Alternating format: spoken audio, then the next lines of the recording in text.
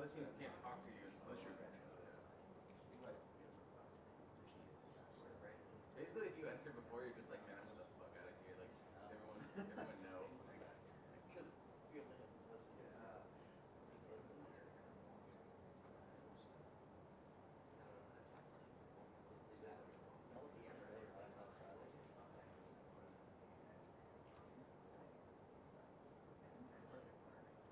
once you, here's a question I have.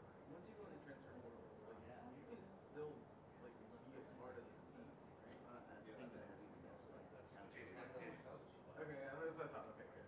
But like, I was talking to that Maryland kid, and he was like, "Yeah, I'm gonna play in the game." I was like, I was like, "Letting you do that?" Like, then you he's like, "Yeah, they're not gonna play ball games tomorrow." Oh, shit. Like when I was talking to him, he said he was. I was like, "That's weird, man." Like, what if you get hurt? So the limit on signing pass is 32 days.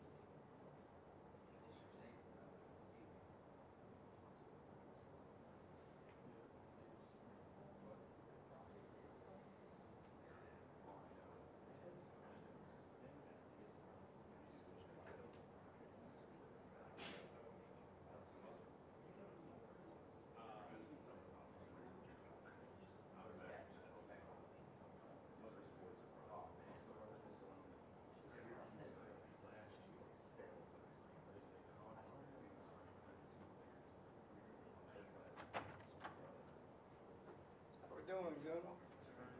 How y'all doing? Ready for the square? All right.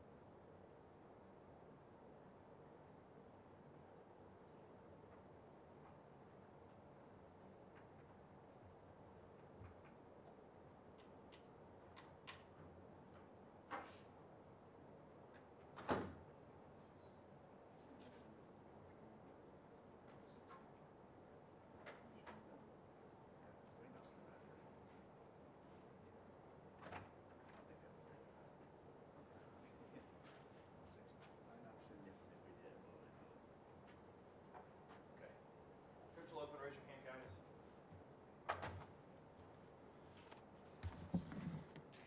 How are we doing today? Good.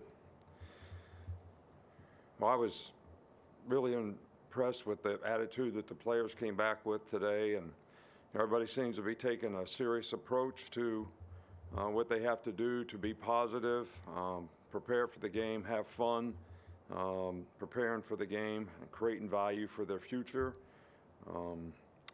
This is not something that is not important to us. We have a lot that we can prove, in this game. We're going to play a really good team that plays sort of old-fashioned, tough, very disciplined, well-coached.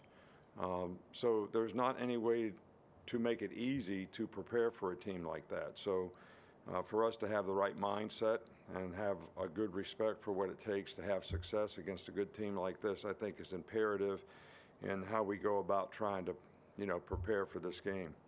So, we want to take these first few practices and just work on fundamentals, try to get back into football. The players had 4 simulated trainings and 4 lifts in the time that we were off. But still, no matter what, it's still been a while since we played. So, we really got to work hard to, try to get people back fundamentally, get them in condition so they can sustain, and, get other guys that will have opportunities to play in this game ready to play in the game. So, we're really proud of the fact that, we had 13 graduates, this last weekend. That brings, I think, 27 total on the roster, that'll be on the roster, for this particular game. Congratulated all the players who got awards today in the team meeting. Players were really excited and, proud of, the guys that got honored by whether it was the SEC, made All-American, won individual awards like, Will. And I think that, Will and Bryce, coming back to playing the game speaks volumes of, the kind of culture that we have in the program, and guys like that, wanting to, try to improve themselves and have respect for their teammates to come back. They're the leaders on the team. They're the most inspirational players. So that's something I think that is very special as well. So, these guys earned the right to play in the Sugar Bowl, which is very prestigious in its own right. So, hopefully, we're going to be able to get the guys that we have on our team, focus on what we have to do to coach them and get them better, and go out and try to play the best we can against a very good team. Start up friendly with Nick. Yeah, in those conversations with Bryce and Will, what did they communicate to you as to why they want to be back here and play in this game? Well, it's kind of interesting that, people opt out of playing, for their team. And, the way you create value for yourself is to play football. That is the best way you can create value for your future. And when you do that against good competition, I think that creates value for your future. I hear guys all the time say, I'm going to get ready for the NFL. Well, what do you mean? You getting ready for the combine? A lot of the things you do at the combine are not even relevant to what you do on the football field. So, every time you have an opportunity to compete, if you're a great competitor, and I think these two guys are great competitors, and that's why they wanted to play, and that they want to try to continue to create value for themselves, be good teammates, help their teammates play, well in the game, and that may sound old-fashioned in a lot of ways, but I sort of respect that. Go to the other side of Michael and then Rhoda. Did they come to you and seek advice on what you thought they should do for this? I told them both that it was their choice in terms of what they, wanted to do, and we discussed the pros and cons of it, and they made their decisions. Rhoda. Just overall, these past 2 or 3 weeks, just how has that compared to your expectations going in, not only about players opting out, but also about the transfer portal and how many players would leave? Look, it is what it is. I have no control over it. I have a lot of respect for the guys that, sort of want to be at Alabama, want to play for Alabama, want to compete for Alabama, want to be a part of the team, have respect for their teammates in terms of what they can do to help their team. So but it's the culture of college football, and people have the choice to do whatever they choose to do. And my choice is to coach the guys that we have here that want to play for us. Charlie? I know they can't play in the game, but how beneficial is it for some of the early enrollees to get on campus and be able to go through some of these practices with you guys? Yeah, I think that, they have to go through acclimation, which is, these guys came off of playing 15 games, some of them, 12, 13, 14, 15 games of high school that just ended a week or two ago. So it's not summertime, it's not hot outside. So that part of it, like they have to go out in helmets for 2 days and, all that. So it's beneficial in that they're in the meetings, they have a chance to learn, they get on the field, they learn something every day. They may not get the reps because at some point in time we have to rep the guys that are going to be able to play in a game. But just the experience of seeing what, college football practice is like, what meetings are like, how you got to focus, how you got to learn. I think to help their development, I think this is, really a huge advantage for them. Back to Brian. Coach, I know it was the first getting started prepping for Kansas State, but what have you seen so far with them, and what kind of competition are you going to see on New Year's? Well, these guys got a really good team. They beat TCU in the championship game. They were ahead of them 28-10 in the other game, the first game that they played against them. This is a really good team. They can run the ball. They're physical. They got a good offensive line. They got a good runner. Quarterbacks play well. They got good skill guys on offense. Their defense plays physical, tough, come out of the top and strike you. This is a good, old-fashioned, well-coached, disciplined, tough, good football team.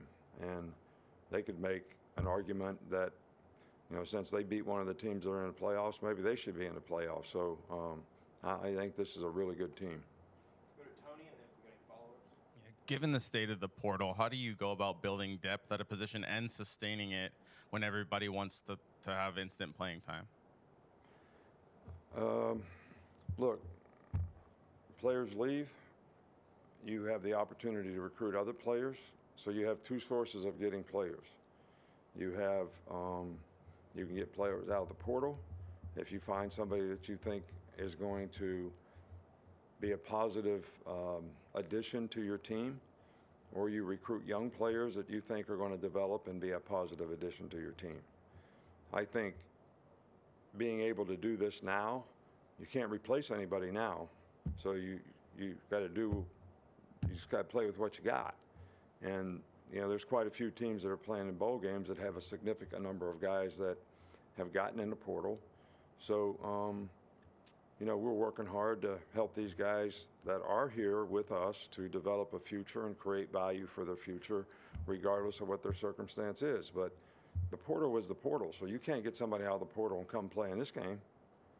So how do you create depth out of the portal right now? You can't do it. You do it later, and you can replace whoever leaves, and that's the numbers that you have to work with, and you got to make good choices and decisions about, who you recruit and how they're going to fit on the team. Here on the right. Yeah, on Bryson Will and everybody else playing, what does it mean to you as their coach that some of your biggest leaders want to, finish out the season? And as a sport, what do you think it means for college football for some of the biggest players to stay and play the bowl game? Well, I think it sets a great example for, guys that, respect their teammates, want to be a part of their team, know the impact that they can make, the value that they can make, that they can create for themselves by playing well against good competition. So I'm extremely proud of these guys. We're going to support them in every way that we can. As an institution, we've minimized the risk of them playing in the game by ensuring them the best that we possibly can, so that we're, they're not taking a big risk by playing as much as you can, taking the risk out of it for them. And I can't tell you how much I respect them as competitors, guys that have been great teammates on this team, the leadership that they have given and shown, and I think the leadership that they continue to show by playing in this game. Finish up two more, Katie, and then Michael. How does bowl season practice kind of different than the rest of the year, and maybe more reminiscent of fall camp, whether it's, like you said, guys, going back to the fundamentals or not having class to distract them and things like that? Well, I think, I mean, football is football, but I think because you have a significant amount of time off, you know, you have to go back to square one and try to start out almost like you're starting camp. And then once you get through 3 or 4 of those practices, then you can start practicing more like you're getting ready for a game. But that's the only significant difference. I mean, to me, you got to approach this like it's a 1-game season, really. So you got to start from scratch, build up, and then do game prep. It's hard to so much time to carry the end of the season to the next game. So you got to sort of switch gears. And you know, I think the players did a pretty good job in the time off of trying to maintain the conditioning level. So they were pretty well prepared to get started at practice today. Finish up with Mike. The offensive line, there are a lot of transfers since the last game. How's the depth look at that position? Well, I think you guys know who's on the team. I mean, we don't have any secret admirers that snuck in, you know, like in the middle of the night. So it is what it is. We're going to coach the guys that we have, and you know, it'd be an opportunity for some other players to get a lot of playing time, certainly get a lot of practice time, get a lot of repetitions, and hopefully that enhances their chances to be successful in the future. All right, thank you.